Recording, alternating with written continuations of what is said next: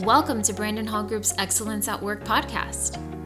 You will hear from industry leaders covering innovative, cutting-edge business, learning, and HR topics that weave current market research and technology into each episode.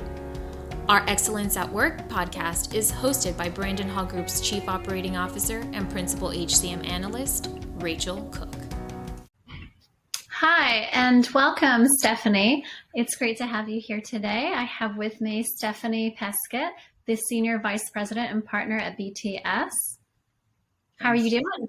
Yeah, great. Great to be here. Coming to you from sunny Sydney today. Nice. I'm here in sunny Florida. Good one. And today we're going to be talking about what's trending in the world of talent, learning, and leadership, and advice to CLOs and talent leaders as they look into 2023 and the envision of the future of learning for their organizations. We're just coming off of our HCM Excellence Conference a few weeks back, and we had BTS there partnering with us as a sponsor, and it was a really great event. It was great to see all the talent and HCM leaders from around the world. We had companies from over 25 different countries, not to mention our, what we have here in the States. We had a representation of a really a nice global perspective, and getting to hear all their different initiatives, the best practices. It was invigorating because everyone, I think, was so excited to be together once again, as we're coming out of the pandemic and going back to getting together in person and learning from each other. So it was nice. And it was nice to have BTS there. And I'm excited to be chatting with you today, Steph. So why don't you just tell us a little bit about your background and your journey here in the learning HR space? Sure. I mean, it's thank you for the introduction, and it's really nice to be here. It's great to see the partnership, and I know our BTSers loved the experience as well. So thank you for that. So, I mean, in terms of my background, I've now been with BTS for about 7 years, and my time in consulting is sort of similar, a couple more years than that in consulting. My background is in actually organisations myself. I've started out the first sort of 20 years of work as a practitioner, working for a range of different organisations, including Unilever. And each time I've been working in those businesses, it's always been about strategy execution. And that continues today with BTS, which is obviously our specialist area. So thinking about how can you get your talent, your people, aligned, equipped, and energized really to deliver on the strategy. So that's come in many different forms and moving between local, global, regional type roles, each time with a new set of challenges. In that time, I would say the linkage, if I was to create that link then between BTS and that previous life, if you like, BTS was a really important partner to me in helping change mindset and helping build capability and acumen to deliver on the strategy for the leaders I was working with.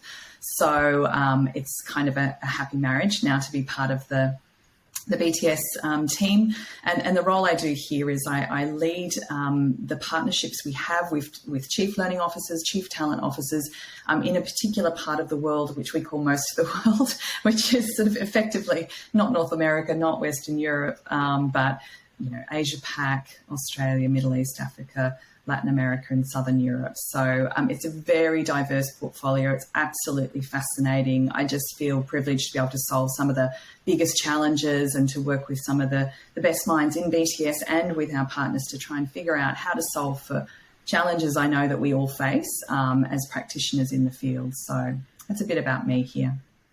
And you are recognized or a recipient of 40 HCM Excellence Awards from Brandon Hall Group in 2022. And that is pretty impressive. Granted that you're not just being recognized by Brandon Hall Group, but also by other industry leaders that make up our judging panels. So congrats there. And so tell me, what's different in the industry for CLOs and talent leaders right now Yeah, I mean, it's such a fascinating time. I get super excited about this, Rachel, because I really do think that we're in a very important year and moment.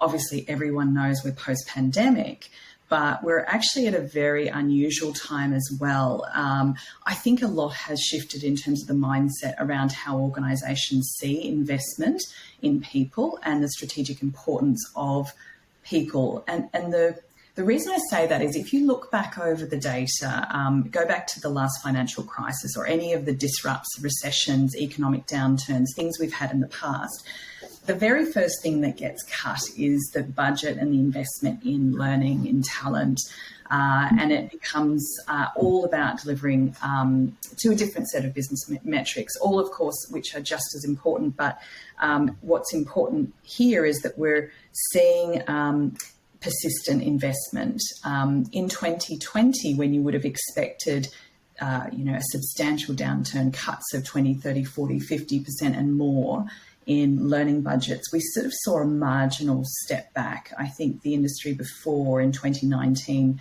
of learning was valued at around 370 billion. In 2020, it was 357 billion. I mean, that's not a significant drop. It says to me that, we're still going to prioritise people and investment in people. And since then, it's continued to grow. And immediately the next year, it was higher than 2019 levels.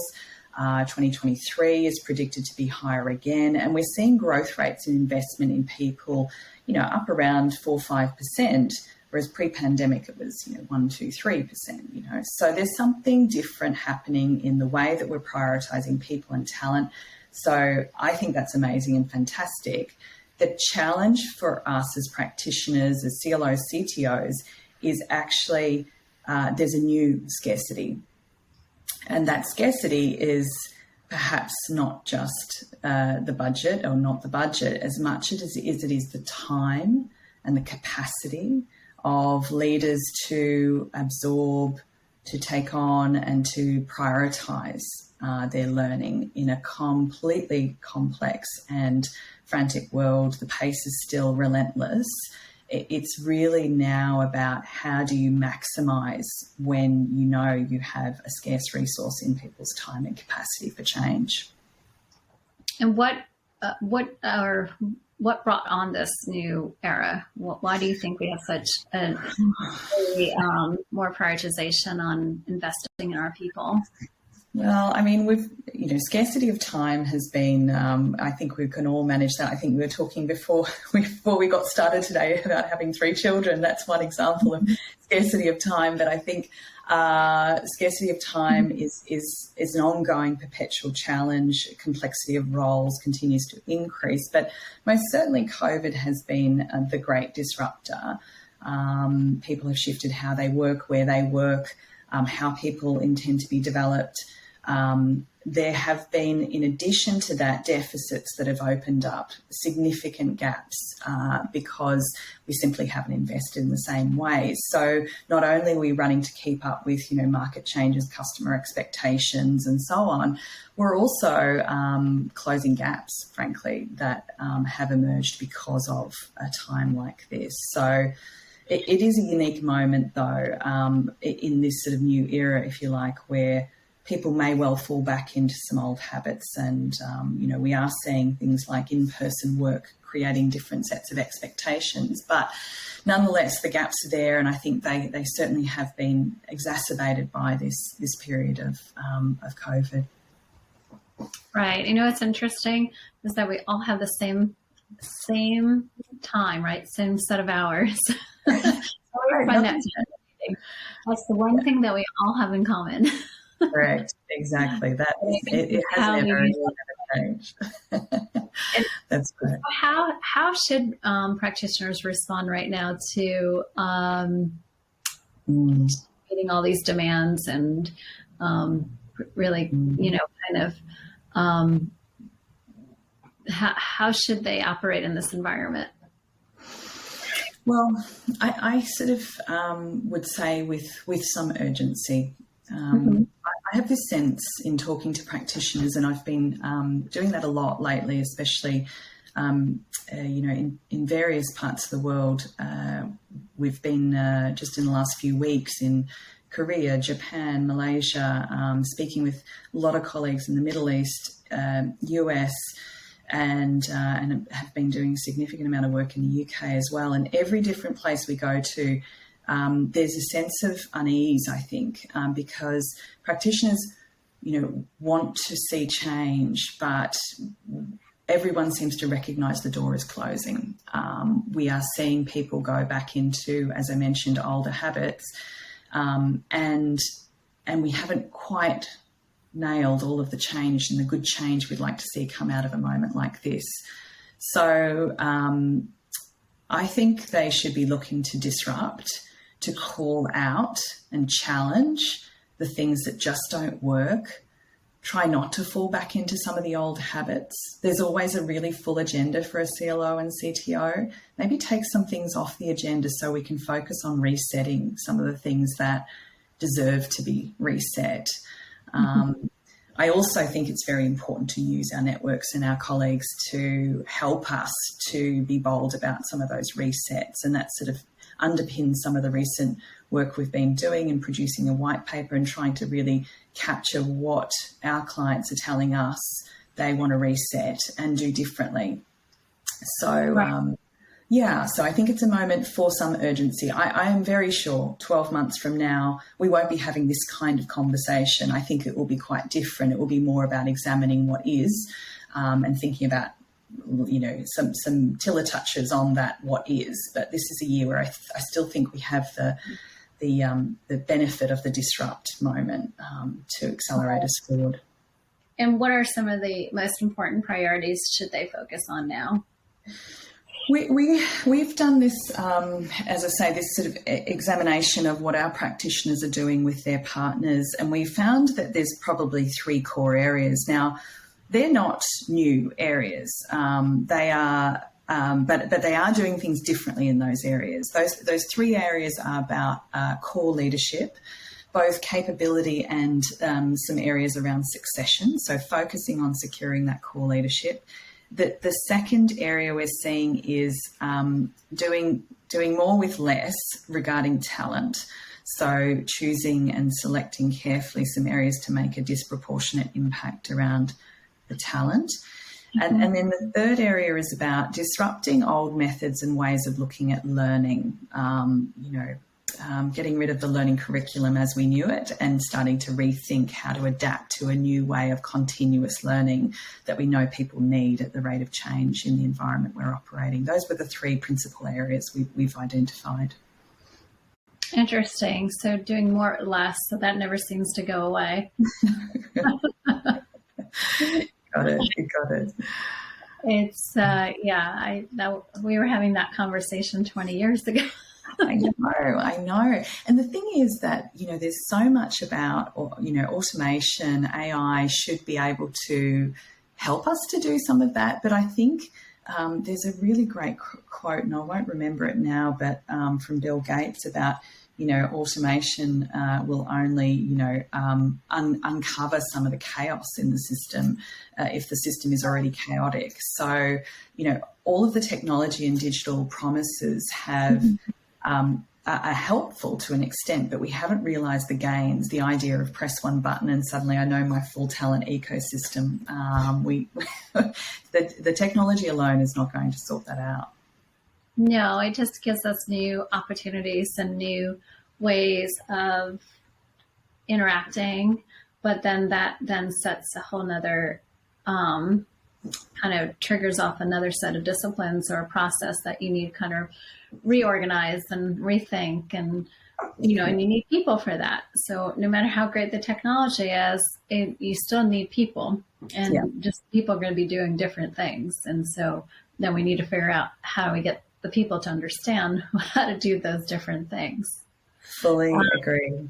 I think what we're seeing is that in our sort of more advisory capacity, we're really helping leaders and teams and stakeholders get aligned. That is half of the job. When the alignment and the agreement about what it looks like to do the work, what the expectations are, who owns what, and helping to do that for the broader set of stakeholders. Sometimes it's the board, sometimes it's the executive team, and then of course the employees themselves. When you can get to that degree of alignment, all of the things like technology and so on become massive enablers then of the broader talent system. Right. And what are some of the other critical moves that talent leaders need to deliver on these priorities? Yeah, so we found as we went through really all of our experts work with clients, took a real practitioner inquiry approach rather than a research approach. And I'll say more about why, but a very practical approach. We found that there were principally 8 core areas that were not new areas, but that people were looking at to disrupt and to say, I know if I get that thing right, it will change the game for us as an organisation. And so these were things like, you'd expect frontline leader, mid-level leader capability, getting the change readiness in the centre of the organisation, aligning and genuinely embedding leadership frameworks differently, looking at your high potential audiences. So there are a few key areas that we identified. I obviously couldn't go through them all now, but for each of them we were able to really call it on what's not working. Call it. And we asked our practitioners, what are our clients telling us? What are they saying is really not working here and actually causing them to be caught in paradigms that exist years ago, 10, 15, 20 years ago when some of these models were designed? And what is it that we can do that helps them feel and be disruptors in their system and do things very, very differently? So that was the principal approach we took to that inquiry. So not completely new ideas, but more about calling it on the way that they are. Without being too revealing, what are some of the coming trends that are not working? Well, I tell you what I was particularly excited about when I was talking to the team, it was more in the area of, if I took one example, executive succession. And development. Now, this is an area that fascinates me, and I think we've done some quite disruptive work in this area with our clients. What we found are a few very interesting home truths that I think everyone kind of winces a little bit when we talk about these. But there were things like, if you look at your C-suite, senior executive succession, we saw some common challenges, things like boards and leaders and the system itself of the organisation having a very poorly designed process. So really very little process, probably a very reactive process, a heat map that, is a bit latent, if you like. We also saw governance was extremely unclear, especially at the C-suite and the CEO appointment. I mean, CEO appointments, very often the boards are the ones who are, very involved, but at C-suite and executive levels, board members emerging as key stakeholders late in the process, not realising that was the case. So that's quite disruptive and not getting aligned as to what the protocols would be. There's often been an approach we've seen where, pardon me for saying, but if we give it to this mindset, if we give it to a global search firm, then we're done. That's our succession plan, and that's one step maybe that you choose to take as an organisation, but it most certainly doesn't assure success. We also said, I had a wonderful example in Japan the other week when talking with a client, and they were talking about a fantastic organisation, global business with a brilliant CEO who's been operating for many years in the market of Japan for a global organisation. This person has done an exceptional job and they just love him. And when we sort of said, what's the plan here? It was like, don't let him retire, don't let him die. Let's just keep this guy where, and I hate to say that, but it's more about it's more about saying we're kind of ignoring the problem at times. We kind of, especially if we love the incumbent, we really don't want to think about another paradigm or another world where they don't get to do the job forever, Right. So hiring is often done looking back. We're not thinking about the future strategy of the business. We're certainly not mapping and aligning that. And I think the big thing that shows up most of all is we don't often, in the processes as they're being designed today, get to witness the person in the role. So instead, we're kind of going through a series of assessments and interviews to validate if the person is great, but we've never seen them present at a town hall, for example, especially if they're an external candidate. We've never seen them deliver a board paper. We've never seen them prepare and align the team to the values of the organisation and role model and hold them to account for role modelling. So there's a lot of things like that that you just don't see coming through often in that space, for example. And that's definitely holding the talent system back in the strategy of the business very clearly. Right. And what major opportunities are you seeing for CLOs? CLOs, they've got a great space to operate in right now because everyone agrees it's a huge priority. Like I said, the spending's going up, not in all organisations, but as an industry as a whole. So somebody's out there doing good work. We see two major trends, and to call out, I guess, the gap our practitioners are seeing in the market. We've seen strategies that are very digital in personalisation and reaching many people. But those strategies where they're entirely digital tend not to have the adoption that we all desire and we want. We're also seeing a return to in-person, which is great, but we have to be budget sensitive, and to reach the many, that model is unlikely to really enable the full CLO ambition, I would imagine. And so there's a truth that's somewhere in between. So we're seeing people much more invest in kind of more dynamic pathways of learning that help to unlock both of those truths. So a very human experience, but very digital, a very gamified and compelling experience, but also very deep and looking at mindset. So that's where we're seeing our practitioners have the most fun and do the most interesting work, and our clients deliver some pretty incredible experiences to their people that actually do align better to the strategy. So I'd say that's the first area, Rachel. The second area we're seeing is the persistent campaign-based approaches. So some of the most disruptive CLOs out there are doing things where they're getting smart about the organisation's investment.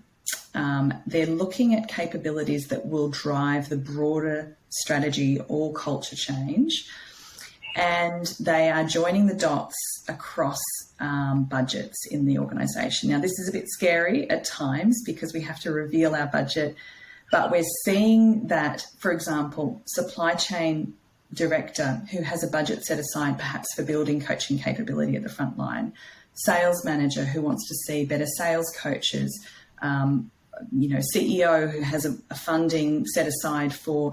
We're seeing that there's some boldness about going org-wide. We want to impact, as many people as we can around a capability that will drive the strategy. And it's things like teaming, collaboration, psychological safety, coaching, those sorts of things that we can all agree are going to make a fundamental difference to the strategy. Mm-hmm. And so we're seeing clients like a bank in Spain recently, a global bank, 200,000 people were touched within a matter of, a very short period of time through leader-led and digital and, very in-person, a mix of things to help them to drive something in their strategy that was so essential to success. They knew they needed to get lots of people rowing in the same direction fast. So CLOs who are doing that kind of work, I think, are getting some breakthrough results.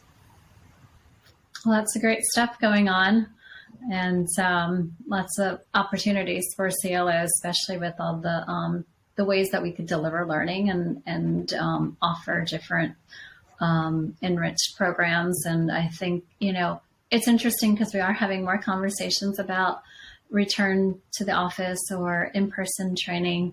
So I don't think in the I don't think in the immediate short term that it's going to be drastically different, but I do see more of a blend over time, and the in-person still having a place along with the technology. So, but yeah, there's a lot of great opportunities for CLOs and for the organization. And as we wrap up our chat today, what advice would you give a CLO or a CTO for 2023? I actually said I'd come back to this, so this is good because you reminded me of something I was going to say. I've mentioned a number of times how we're really focusing on practitioner-led insights. So what are our clients asking for, helping by sharing that with other clients, and just respecting confidentiality, but also trying to join up the dots. So what we've found is the rate of change right now in our industry, in many industries, but particularly in talent and learning and leadership, is we can't rely exclusively on a research-based approach in order to determine the future strategy for our functions. We believe very firmly that we have to really take advantage of the community of CLOs, of CTOs, to connect practitioners, to help us all through storytelling share what's really working well, what's something to really avoid, or let's call it, as we're trying to do, because this is the moment where we have to sort of certainly fail fast and try and avoid that if we can, so that we can keep with the pace of change in our field and maximize the opportunity in a year like this where the reset has occurred, but we know we're going back to business as usual as well. So I would just really encourage CLOs, CTOs to challenge your consultants, to connect you to networks, to connect you to the best work, to connect you to colleagues in equivalent businesses, or, you know, other equivalent roles in different businesses, so we can, you know, learn forward and fast together. Well, it's a shift from being data driven, where historically I've been trying to capture all this data that it may not have been so easily to do so. And now we have these systems that are collecting massive amount of data and research, but it's now taking that research and it's data insight, right? It's still the research you need, but it's how you qualify it and how you make the best decisions around it and insights from it is what I'm taking from you, Stephanie. And you can set it better. Yeah. No, and it's the data of lived experience as well. Like it's very powerful to really use that. And I think that's one of the strengths in our industry, that, you know, we love to learn. So let's do it, you know, let's do it together. You'll find that in common across any of us, I think, in the field. So it's great to be able to use that as our superpower in the next year or two. Right. And it's just when you get comfortable with what you're supposed to be doing and you know, focusing on, right, the data and the impact, which it's still important, but it's now, you know, really kind of understanding it. Completely. Absolutely agree.